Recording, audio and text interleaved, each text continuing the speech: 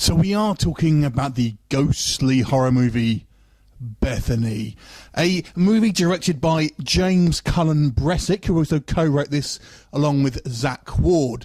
Now, Zach Ward actually also stars in this movie, and he's not a name you might recognise, but he's certainly a face. He's been in a whole bunch of stuff. He's actually had a hand at directing as well. He directed a quite decent ghost movie called Restoration, which I've actually reviewed on the channel here.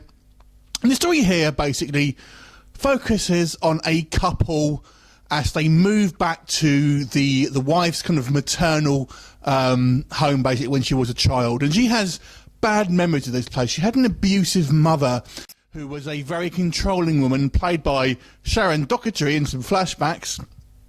And along in this kind of her childhood, she had this kind of like imaginary friend, or at least that's what she thought. And they moved back to this kind of house, obviously, when they're adults.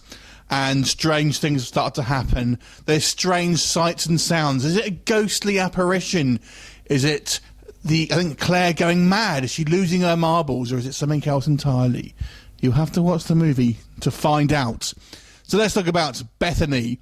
Now, some films I find are a film of two halves, and this is one of these films. But unusually, it's actually the second half, which is actually the better half of this movie. A lot of the time I find the third act of movies can sometimes fall apart, but the actual latter half of this movie is definitely the better half. So with that, let's talk about the positives and negatives of Bethany. So we'll start off with the negatives, because they're pretty much all in the first half, sorry. So my issues with the first half are, I feel it's quite nonsensical. The first half of this movie doesn't feel like it's particularly well edited. The story structure is and kind of flow is very kind of disrupted. You kind of don't really know what's going on. Things are not adequately kind of like shown to you in a manner that kind of makes a lot of sense.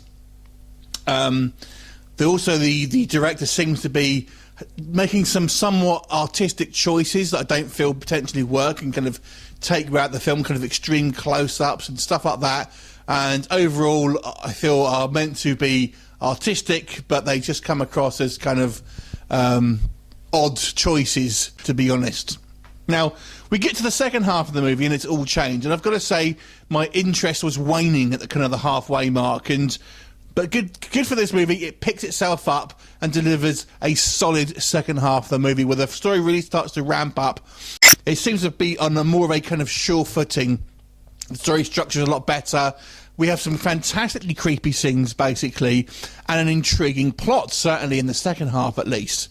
So, and obviously I'm not going to go into spoilers here, but suffice to say, I think the way the story goes is quite fun and quite smart, and it goes in an interesting place. Which I wish it was the whole film, don't get me wrong, but I felt like there's enough there to at least kind of end on a bit of a high, with some kind of good sort of spooky moments in it and some creepy jump scares.